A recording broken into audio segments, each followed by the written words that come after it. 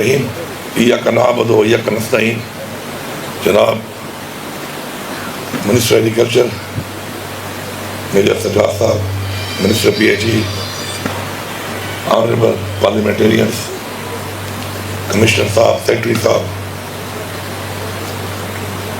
ہمارے یہاں کے لوکل طریقہ انصاف کے ذمہ داران اور ایگریکلچر ڈپارٹمنٹ کے افسران, اہلکاران اور خواتین و حضرات, السلام علیکم. کسی بھی ملک کے آگے بڑھنے کے لیے ضروری ہے کہ اس ملک کے اندر جس چیز کا پوٹینشیل ہے اس ملک کو ان پوٹینشیل پہ فوکس کرنا چاہیے. اللہ تعالیٰ کی طرف سے جب یہ تخلیق کی گئی ہے کائنات کی, تو اس کے اندر مختلف ہر طرح کے ذخائر ہیں اور وسائل ہیں, اور ظاہری بات ہے جب وہ مختلف ممالک کی صورت میں یہاں پہ تقسیم ہوئے ہیں تو وہ ان میں بڑھ گئے اسی طریقے سے. کسی کے پاس پانی زیادہ آ گیا, کسی کے پاس زمین زیادہ آ گئی, کسی کے پاس بادیات زیادہ آ گئے, کسی کے پاس پہاڑ زیادہ آ گئے, ہر ایک کے پاس مختلف قسم کے موسم ہیں.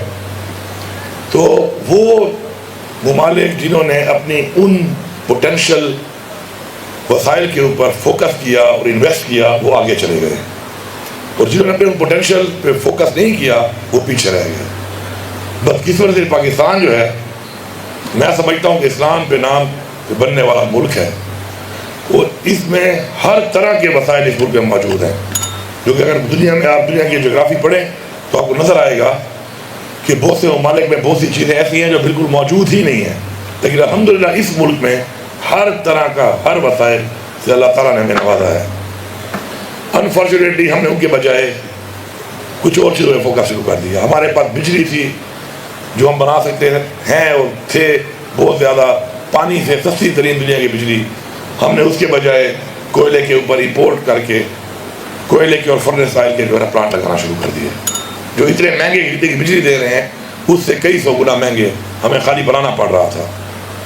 اس سے کیا ہوا, قرضوں میں ڈوبتے گئے, اپنے پوٹینشیل کو سستی ترین بجلی جو ہم خود نہیں بلکہ پوری دنیا میں اور جو دے سکتے تھے اس پہ فوکس نہیں کیا. اسی طرح زراعت کا سیکٹر جو ہے ہمارا ایسا ہی ایک سیکٹر ہے جس پہ ہمارے پاس بہت بڑا پوٹینشیل تھا, بہت زیادہ زمین, ہر طرح کا موسم, اور پھر پانی کے بہت بڑے ذخائر. انفارچونیٹلی ہم نے وہ ڈیم نہیں بنائے, ہم نے زمینوں کو ذخیر نہیں کیا,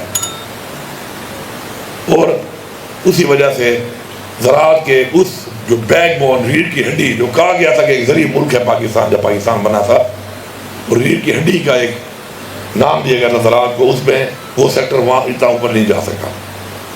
لیکن عمران خان کا ویژن, جو ہمیشہ سے عمران خان نے کہا کہ خود مختار ہونے کے لیے, خوددار ہونے کے لیے, اپنے فیصلے خود کرنے کے لیے آپ کو آزاد ہونا پڑے گا, اور آزاد قومیں وہی ہوتی ہیں کہ جو قرضوں میں نہ ڈوبی ہوں, جو اپنے پاؤں پہ کھڑی ہوں. تو انشاءاللہ ہم پختونخوا میں اپنے تمام اداروں کو, تمام محکموں کو, انشاءاللہ تمام سیکٹرز کو اپنے پاؤں پہ کھڑا کرنے پر گامزن ہیں.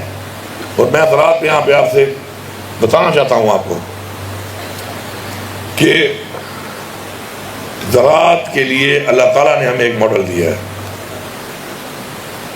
خالق اللہ تعالیٰ ہے اس کائنات کا, اس نے ہر علاقے میں اس علاقے کے موسم کے مطابق, اس علاقے میں اس کی پانی کی جتنی وہاں پہ سہولت ہے اس کے مطابق ہر قسم کا درخت, ہر قسم کا پھل اور ہر قسم کا فصل کے لیے ہمیں خود ہی بتایا ہے کہ کہاں پہ کیا ہو سکتا ہے, اور مزید پھر ہمیں عقل دی کہ ہم اس پہ ریسرچ کریں اور ریسرچ کر کے مزید اس کو بہتر کریں. انفارچونیٹلی ریسرچ نہیں ہوئی, اور اب اس طرف ہم انشاءاللہ گامزن ہو گئے ہیں. یہ جو آپ کا سینٹر آف ایکسیلنس بن رہا ہے یہ آج, تو اس کو تو بہت پہلے بننا چاہیے تھا. لوگوں نے اپنی کیپیسٹی میں کام کیا, پرائیویٹ سیکٹر نے کام کیا, لیکن حکومت نے کام نہیں کیا.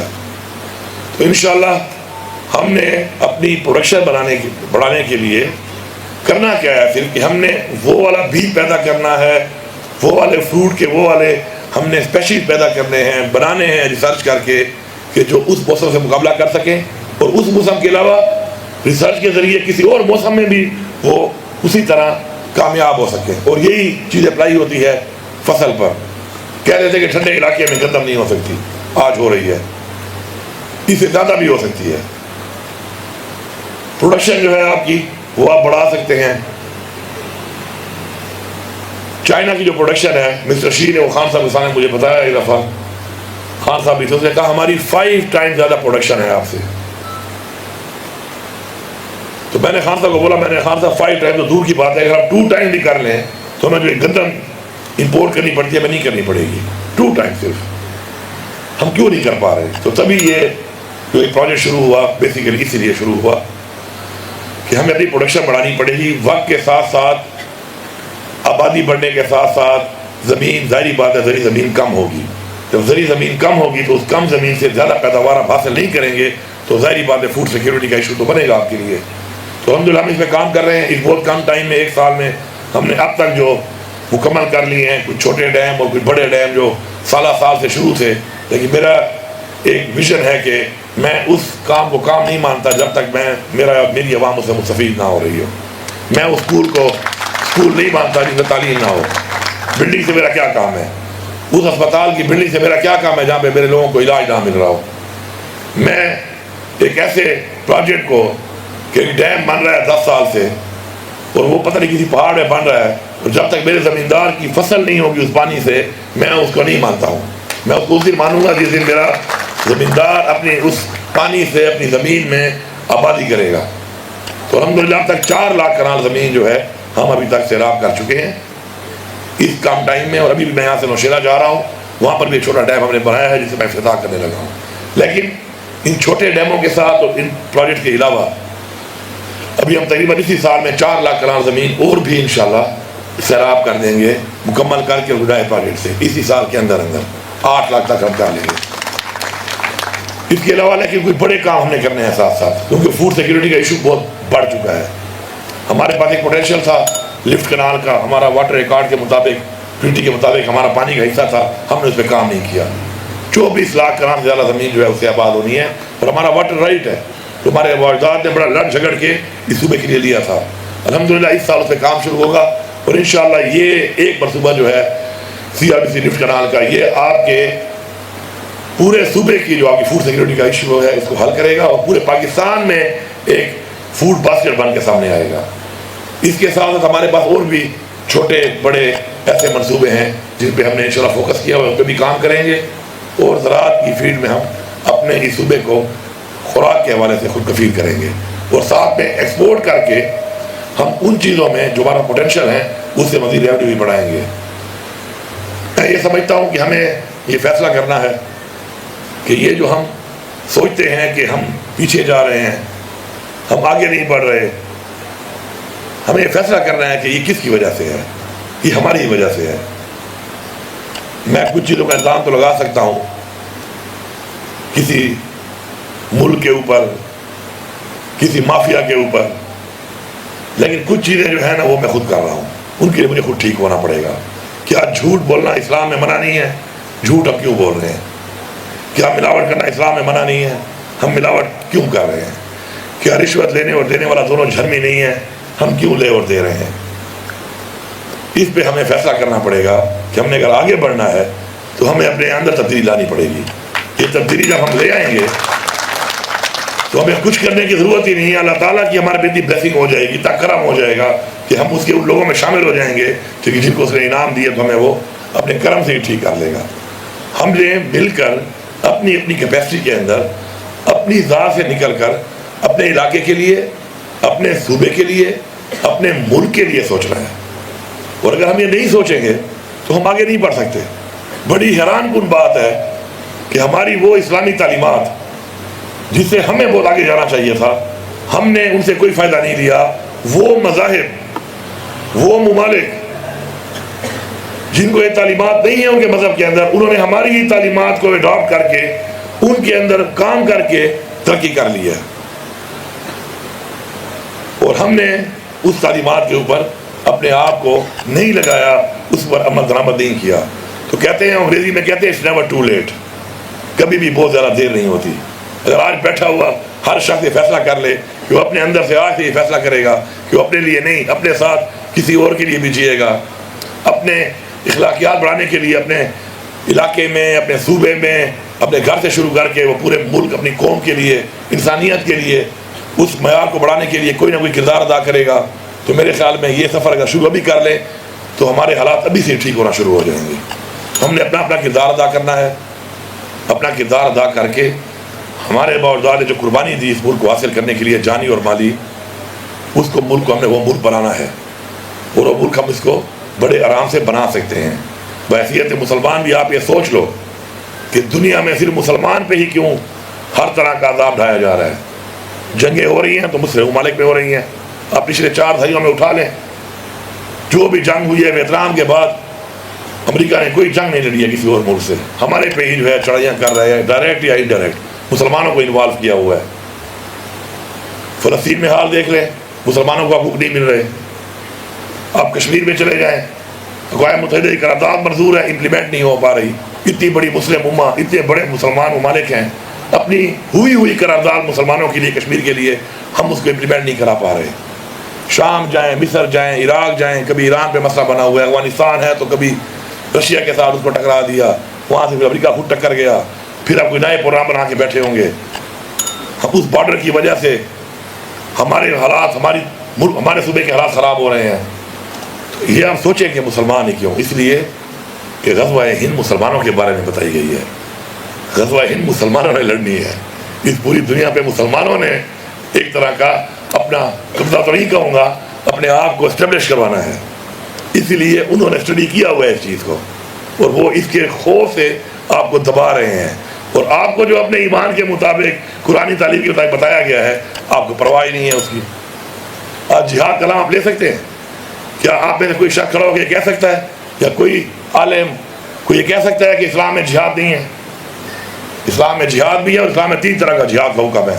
نفسی جہاد, مالی جہاد اور جانی جہاد. آج آپ جانی جہاد کی بات نہیں کر سکتے. کیوں نہیں کر سکتے؟ کہ میرا آقا خفا نہ ہو جائے. آقا تو اللہ تعالیٰ ہے جسے ہماری تخلیق کی ہے. کوئی اور آقا ہے, وہ یہ نہ کہے کہ میں ایکسٹریمسٹ ہوں. عمران خان اسلامیہ فوبے میں دنیا کو کیوں بتاتا رہا؟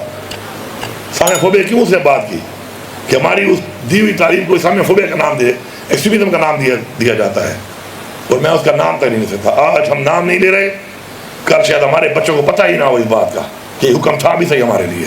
تو ہم کس طرف جا رہے ہیں, ہم کس طرف ہماری ڈائریکشن ہے, کس طرف ہم موو کر رہے ہیں, کیا ہماری منزل ہے. تو اگر ہم تعین کر لیں ان سب چیزوں کا اور اپنے ایمان کو مضبوط کر لیں تو انشاءاللہ وہ وقت دور نہیں ہے کہ ہم ان لوگوں میں شامل ہو جائیں گے کہ جن کے بارے میں کہا گیا تھا کہ اسلام کا سکہ پوری دنیا میں جو قوم یا جو لوگ یا جو مسلمان انشاءاللہ بٹھائیں گے وہ ہم ہوں گے.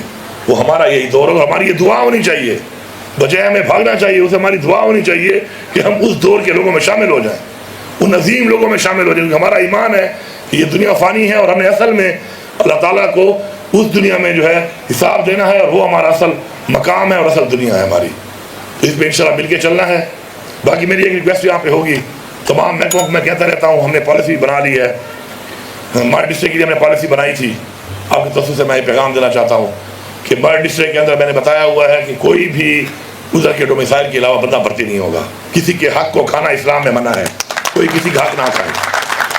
لوکل جو بھرتی ہے وہ لوکل ہی ڈومیسائل پہ لوکل لوگوں کی ہوگی تاکہ لوگ کام بھی کر سکیں. ایک میرٹ سسٹم ہے, صوبائی لیول پہ ہے, نیشنل لیول پہ ہے, وہ ہے کہ جو اپنے ضلع اور اپنے ایریا کی جو چیز ہے جو بتائی گئی ہے اس پہ عمل درآمد ہونا چاہیے. اور میری تمام محکموں سے ریکویسٹ ہوگی, اپنے پارلیمنٹرین سے ریکویسٹ ہوگی کہ ایسی پوسٹ جس کے لیے میرٹ نہیں ہوتا اور آپ کو مل جاتی ہے تو کم از کم اسی ایریا کا بندہ لگایا کرو تاکہ وہ ڈیوٹی کر سکے. اب میں یہاں پہ ڈی خان کا بندہ بھرتی کر لوں, چوکیدار وہ یہاں پہ رہ سکتا ہے, وہ ڈیوٹی کر سکتا ہے. آج میں وزیر اعلیٰ ہوں, میں کرا سکتا ہوں, کیا ہوگا؟ تنخواہ لے سکتا ہے, کام نہیں کرے گا. ایسے کرتے کرتے ہم نے ہزاروں میں سے لوگ لگا دیے کہ شاید وہ کام کرنا چاہتے ہوں لیکن کیپیسٹی نہیں ہے. پہلے یہاں پہ کرائے پہ گھر لے گا تو کھائے گا کیا, گھر کیا بھیجے گا, رہے گا کیسے یہاں پر. تو لوکل لوگوں کو اگر لگایا جاتا تو شاید اس سے فائدہ یہ ہوتا کہ وہ بیچارے جو شاید کوئی چاہتے بھی ہیں کہ وہ حق حلال کھا لیں اور حق حلال سے اپنی ڈیوٹی کریں, وہ مجبوری کے تحت کیونکہ گھر نہیں ہوتا, رہائش نہیں ہوتی, اور اتنا دور وہ رہ نہیں سکتے, تو اس وجہ سے بیچارے جو ہے حلال سے حرام کی طرف کنورٹ ہوئے پڑے ہیں. تو میری گزارش ہے کہ جو آپ کو اکثر یہاں پہ ضرورت پڑتی ہوگی, بہت بڑے فارم ہے, ظاہری بات ہے, جو ڈی خان میں بھی یہ فارم ہے, مجھے اندازہ ہے اس چیز کا کہ آپ کی جو اپوائنٹمنٹس ہوتی ہوں گی, کچھ آپ لوگوں کو کوئی کنٹریکٹ پہ ڈیلی ویجز پہ بھی لیتے ہوں گے, تو یہاں کے لوکل لوگوں کو لیں اسی ایریا کے لوگوں کو جو یہاں رہ رہے ہیں بجائے آپ دور سے لے کے آئیں لوگوں کو اس کے لیے. تو میری تمام ڈپارٹمنٹ سے ریکویسٹ ہے لوگوں کو موقع فراہم کریں, لوگوں کے لیے مسائل پیدا نہ کریں, کیونکہ ان لوگوں نے جو ووٹ دیا ہے ایک پولیٹیکل گورنمنٹ کو, کیونکہ ایک پولیٹیکل گورنمنٹ سے پھر اپنا ویژن دیتی ہے وہ ایڈمنسٹریشن کو جس کو امپلیمنٹ کرنا ہوتا ہے, تو وہ عوام کے لیے سہولیات پیدا کریں, اور سہولیات پیدا کرنا ہماری ذمہ داری ہے. اس کا ہمیں جواب دینا پڑے گا.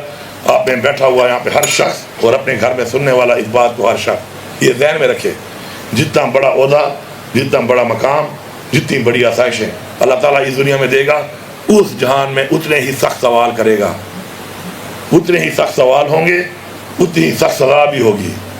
تو اس کو ذہن میں رکھ کے اپنا ہر عمل کریں آپ لوگ. آپ سب کا بہت شکریہ.